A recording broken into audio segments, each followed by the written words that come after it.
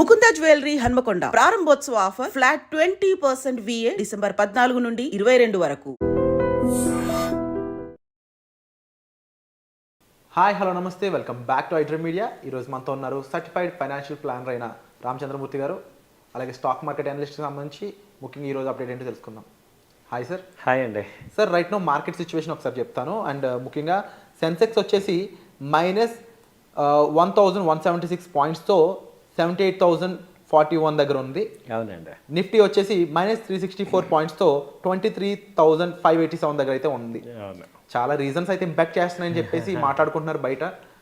What is happening, ఇది ఇలాగే continue అయ్యే ఛాన్స్ ఉందంటారా? అవునండి. ఇప్పుడు మీరు ఇవాళ రేట్ చెప్పారు కానీ యాక్చువల్గా అసలు పాలు స్టార్ట్ అయింది 16-12 నుంచి. ఆ రోజు వచ్చి 24,770 దాకా వెళ్ళింది నిఫ్టీ. సో అక్కడి నుంచి ఇప్పుడు దాదాపు 1,200 పాయింట్స్ డౌన్ అయింది. సో యాక్చువల్గా లాస్ట్ టైము అక్టోబర్ 21 నాడు 23,390 దగ్గర లోయెస్ట్ లో వచ్చి అక్కడి నుంచి యాక్చువల్గా రికవరీ స్టార్ట్ అయింది.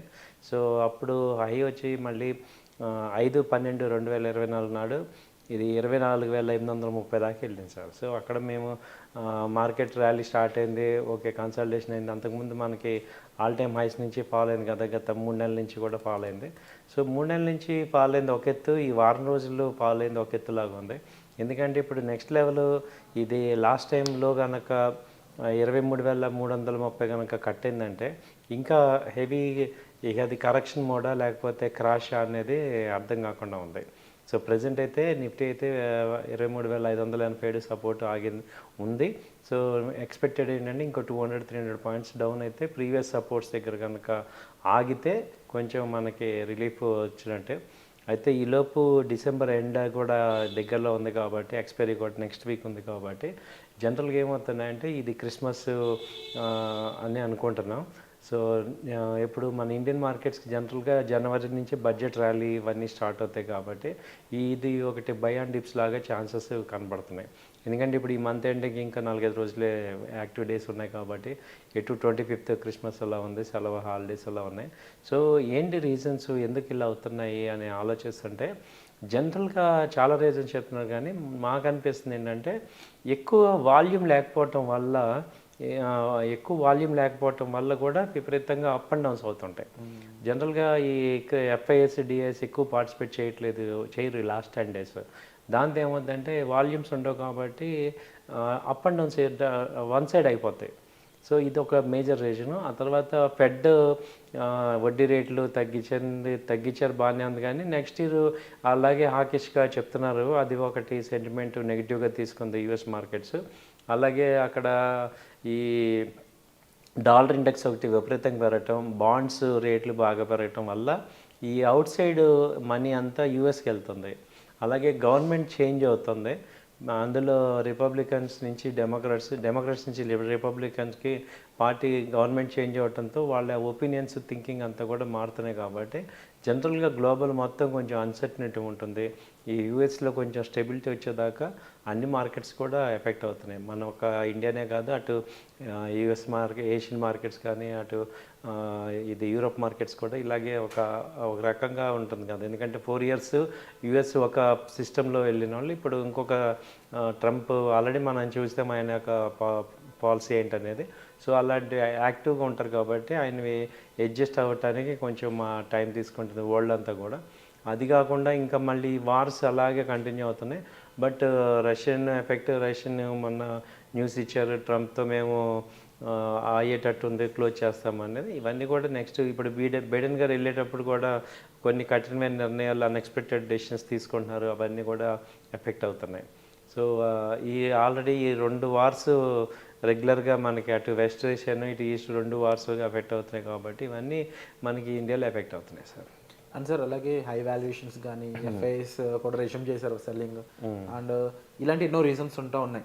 మీరు చెప్పండి సార్. అండ్ మీరు అంటూ ఉంటారు కదా ఒక్కొక్కసారి విరాట్ మార్కెట్లో ఈవెంట్స్ ఉన్నాయనే ఇలా జరుగుతుందని కాదు, ఒక్కొక్కసారి అన్ప్రెడిక్టబుల్ గానే ఉంటుంది సిచ్యువేషన్ అనేది, దానికి రీజన్స్ కూడా ఉండవు అని అంటూ ఉంటారు కదా. సో ఎలా అంటే మీరు చేసే రీసెర్చ్ అనాలిసిస్ ఎక్కువ మంది చేయలేరు, మీకు ఎలా అనిపిస్తుంటుంది? ఇవి ముందు ప్రిడిక్ట్ చేస్తున్నప్పుడు మీకు ఎలా ఫీలింగ్ ఉంటుంది? అంటే ఒకటి సార్, ఇది షార్ట్ టర్మ్ పాయింట్ ఆఫ్ వ్యూలో మనం ఎఫెక్ట్ ట్రేడర్స్కి ట్రేడర్స్ కూడా డైరెక్షన్ తెలిస్తే ఎఫెక్ట్ ఉండదు, ఇన్వెస్టర్స్కి ఎటు ఎఫెక్ట్ ఉండదు. ఎందుకంటే లాంగ్ టర్మ్ పాయింట్ ఆఫ్ వ్యూలో చూసుకుంటే ఇట్ ఈస్ నెగ్లిజిబుల్. సో బాగా ఎఫెక్ట్ అయ్యేది ఎవరంటే అటు ట్రేడర్స్ కాకుండా ఇటు ఇన్వెస్టర్స్ కాకుండా మీడియంగా ఉంటారు చూడండి, వాళ్ళు ఎఫెక్ట్ అవుతారు. తర్వాత ఆప్షన్స్ చేసేవాళ్ళు, ఫ్యూచర్స్ చేసేవాళ్ళు, ఇండెక్స్ డైలీ ఆప్షన్ చేసే వాళ్ళు ఎఫెక్ట్ అవుతారు. సో వాళ్ళందరికీ మేము రెగ్యులర్ చెప్పేది ఆ నాలెడ్జ్ పెంచుకోవటం వల్లే మనం ఇందులో మార్కెట్లో సస్టైన్ అవుతాం.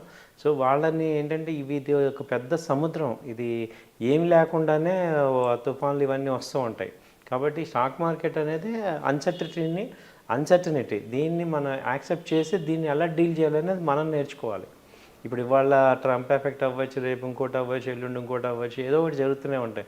ఎవ్రీ మంత్ మినిమం 3 days ఇలాంటి రోజులు ఉంటాయి సార్. అలాగే 1 year చూసుకుంటే మేము చూసిన 1 yearలో కనీసం ఒక 20 రోజులు ఇలాంటి బ్లాక్ డేస్ ఉంటాయి. బట్ ఓవరాల్గా చూస్తే ఏమైంది, మనం ఇప్పుడు లాస్ట్ 3 years నుంచి చూసుకుంటే 3 years బ్యాక్ ఉన్న సెన్సెక్స్కి ఇవాళ సెన్సెక్స్ ఎప్పుడు హై అవుతూనే ఉంటుంది. సో ఈ ఎక్కువ ఎఫెక్ట్ అయితే ఈ షార్ట్ టర్మ్గా ట్రేడ్ చేసే వాళ్ళందరికీ ఎక్కువ ఎఫెక్ట్ అవుతుంటాయి ఈ చేంజెస్. అండ్ సార్ ఎక్కువ మందికి ట్రేడింగ్ ముఖ్యంగా F&Oలు అవన్నీ కూడా ఇలాంటి టైంలో రిస్క్ అనే చెప్పొచ్చు. బట్ ప్రతి ఒక్కరికి ఒక రైట్ ఫైనాన్షియల్ ప్లానింగ్ అనేది చాలా ఇంపార్టెంట్.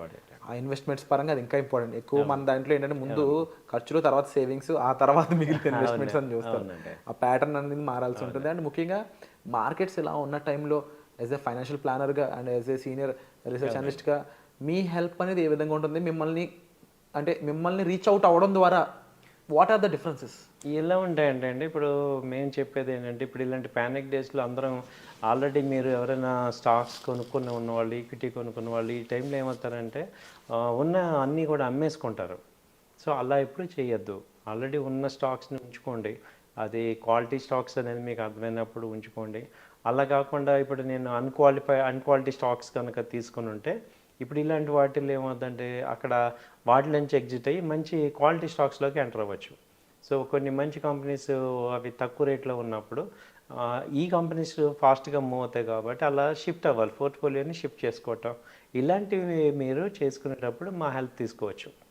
అంటే ఇప్పుడు డెడ్ స్టాక్స్ ఉంటాయి కొన్ని, ఆ డెడ్ స్టాక్స్ నుంచి ఇటు షిఫ్ట్ అవడానికి మనకి మంచి వానికి వస్తాయి. అలాగే ఫ్రెష్గా ఉండే వాళ్ళకి మంచి కంపెనీస్ ఏమున్నాయి సార్ ఈ ఫాల్లో అనేది మనం రికమెండేషన్ చేయడానికి అడ్వాంటేజ్ ఉంటుంది. సో ఏదైనా ఏంటంటే మనం ఈ మార్కెట్లో ఒక మెంటర్షిప్ లాగా ఉన్న వాళ్ళ దగ్గర నుంచి మీరు అడ్వైస్ తీసుకోవటం ద్వారా మీరు ఇలాంటి మిస్టేక్స్ జరగకుండా ఫాస్ట్గా గ్రో అవుతాం. ఇది మన అడ్వాంటేజ్. అండ్ తప్పకుండా స్టాక్ మార్కెట్లో మనీ ఎర్న్ చేయడం కంటే ముందు నష్టపోకుండా ఉండడం ఎలాగో అనేది తెలుసుకోవడం చాలా ఇంపార్టెంట్. అలా తెలుసుకోవాలనుకుంటే ఒక సీనియర్ ప్రొఫెషనల్ ద్వారానే మీకు అది పాసిబిలిటీ ఉంటుంది. సో అలాంటి విషయాల్లో రామచంద్రమూర్తి గారికి ఎంతో ఎక్స్పీరియన్స్ ఉంది. రైట్ స్టాక్ని ఎంచుకోవడం అయి ఉండొచ్చు, మీ ఫైనాన్షియల్స్ని మేనేజ్ చేసుకోవడం అయి ఉండొచ్చు, మీ యొక్క గోల్ సెట్టింగ్కి ఎటువంటి ఫైనాన్షియల్ ప్లానింగ్ చేసుకోవాలని ఉండొచ్చు. ఇలా ఎన్నో విషయాలపై మీకు అవగాహన కావాలి, ఒక క్లారిటీ కావాలి. మీ ఫైనాన్షియల్ ప్లానింగ్లో మీరు బడ్జెటింగ్ ఎలా చేసుకుంటున్నారు, ఎక్కడ ఇన్వెస్ట్ చేస్తున్నారు, వాటిలో ఏమన్నా చేంజెస్ చేయాల్సి ఉందా, ఇలాంటి ఎన్నో విషయాలపై మీకు అవేర్నెస్ క్రియేట్ చేస్తూ సార్ పర్సనల్ అపాయింట్మెంట్స్ అనేవి ప్రొవైడ్ చేస్తూ ఉన్నారు. మీరు డిస్ప్లే అవుతున్న నెంబర్స్ కాల్ చేసి డైరెక్ట్గా సార్తోనే మాట్లాడవచ్చు. Thank you so much sir. Thank you అండి. నమస్తే.